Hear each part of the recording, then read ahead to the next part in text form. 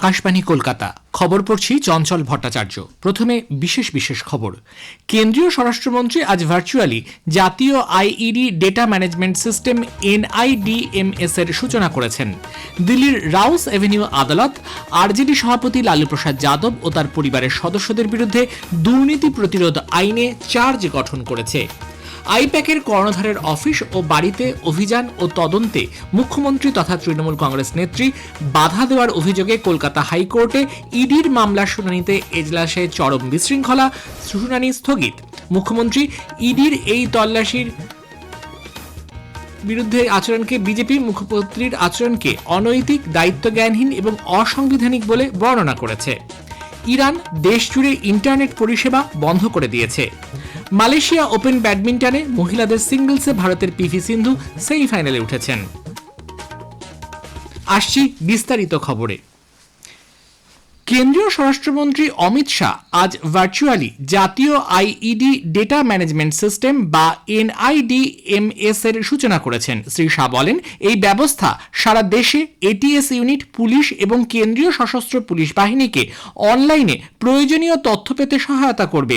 এটি দ্বিমুখী প্ল্যাটফর্ম হিসেবে কাজ করবে।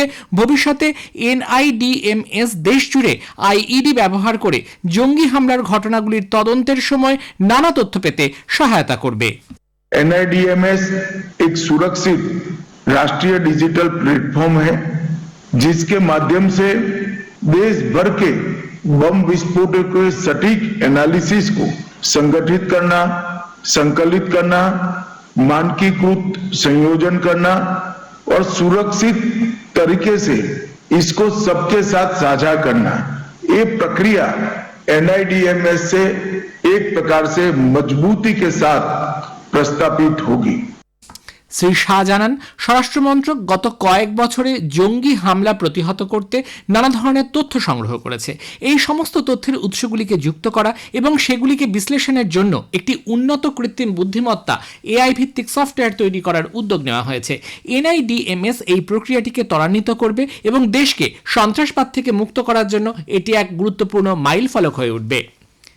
দিল্লির রাউস এভিনিউ আদালত রাষ্ট্রীয় জনতা দল আরজেডি সভাপতি লালু প্রসাদ যাদব এবং তার পরিবারের সদস্যদের বিরুদ্ধে আজ 1988 সালের দুর্নীতি প্রতিরোধ আইনের ধারায় চার্জ গঠন করেছে। কেন্দ্রীয় তদন্ত সংস্থা সিবিআই এর তদন্তে লালু প্রসাদ যাদব ছাড়াও তার স্ত্রী রাবড়ি দেবী, ছেলে তেজস্বী যাদব এবং তেজ প্রসাদ যাদব, মেয়ে মিসা ভারতী এবং হেমা যাদব সহ বেশ কয়েকজন অভিযুক্তের নাম উঠে এসেছে। সিবিআই এর চার্জশিটে দেখা গেছে, লালু প্রসাদ যাদবের ঘনিষ্ঠ সহযোগীরা দেশের বিভিন্ন জায়গায় রেলে চাকরির বিনিময়ে জমি অধিগ্রহণে সহায়তা করেছিলেন।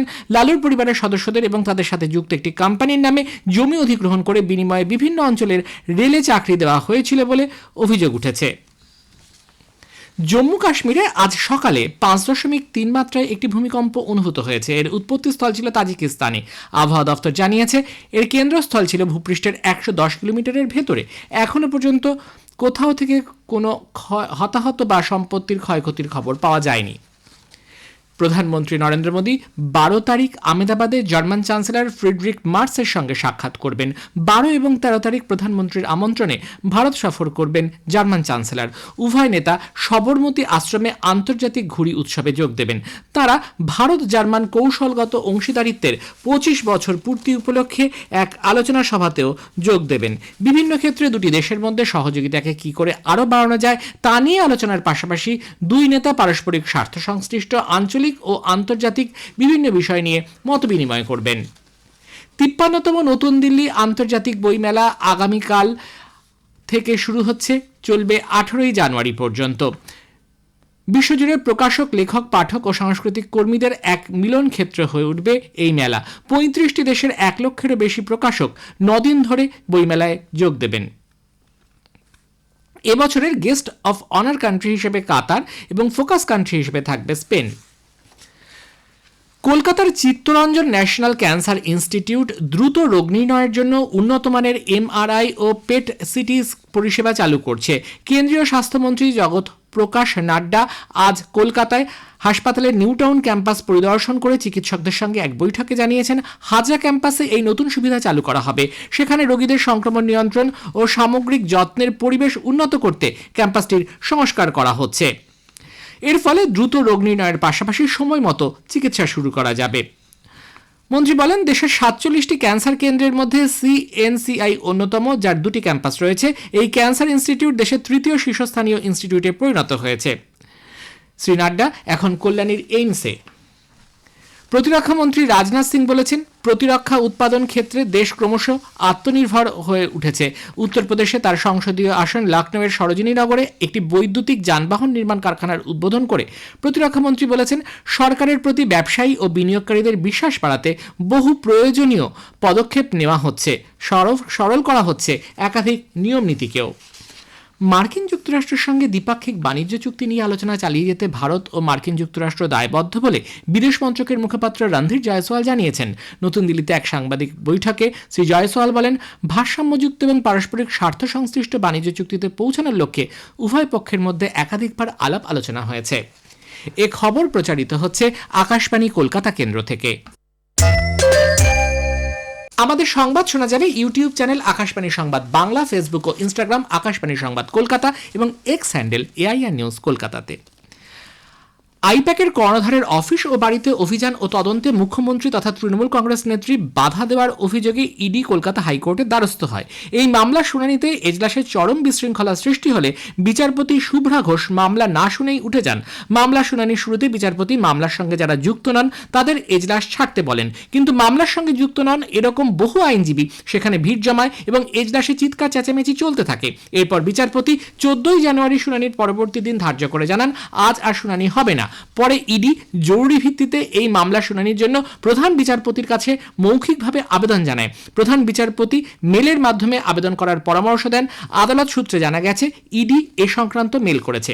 এদিকে মুখ্যমন্ত্রী মমতা ব্যানার্জি আইপ্যাকের কর্ণধার প্রতীক জৈনের বাড়ি ও দফতরে ইডির তল্লাশি চালানোর ঘটনায় বিধাননগর ইলেকট্রনিক্স থানা এবং কলকাতার শেক্সপিয়ার থানার ইডির বিরুদ্ধে এফআইআর দায়ের করেছেন।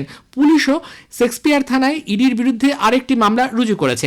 মুখ্যমন্ত্রী মমতা ব্যানার্জি ইডির এই তল্লাশির বিরুদ্ধে যাদবপুর থেকে হাজরা পর্যন্ত এক দলীয় পদযাত্রায় অংশ নেন।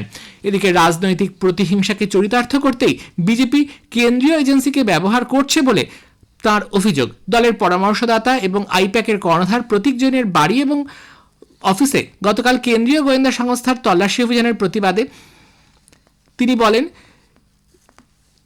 কেন্দ্রীয় সরকার নানাভাবে তাদের হেনস্থা করছে, প্রবীণ ভোটারদেরও হেনস্থা করা হচ্ছে বলে তার অভিযোগ। এসআইআর এর মাধ্যমে বৈধ ভোটারের নাম বাদ দেওয়া হচ্ছে বলেও তিনি অভিযোগ জানান। ইডির তল্লাশির প্রতিবাদে আজ দিল্লিতে কেন্দ্রীয় স্বরাষ্ট্র মন্ত্রকের সামনে তৃণমূল কংগ্রেসের কয়েকজন সাংসদ বিক্ষোভ দেখাতে গেলে সাময়িক উত্তেজনা সৃষ্টি হয়। কলকাতায় গতকাল রাজনৈতিক পরামর্শদাতা সংস্থা আইপ্যাকের দফতরে এনফোর্সমেন্ট ডিরেক্টরেট ইডির তল্লাশি অভিযানের সময় তৃণমূল কংগ্রেস নেত্রী পশ্চিমবঙ্গের মুখ্যমন্ত্রীর আচরণকে বিজেপি অনৈতিক ও দায়িত্বজ্ঞানহীন এবং অসাংবিধানিক বলে বর্ণনা করেছে। নতুন দিল্লিতে সাংবাদিকদের বিজেপির প্রবীণ নেতা রবিশঙ্কর প্রসাদ বলেছেন, মুখ্যমন্ত্রী মমতা ব্যানার্জি গণতান্ত্রিক প্রক্রিয়া এবং প্রশাসনকে কলঙ্কিত করেছেন।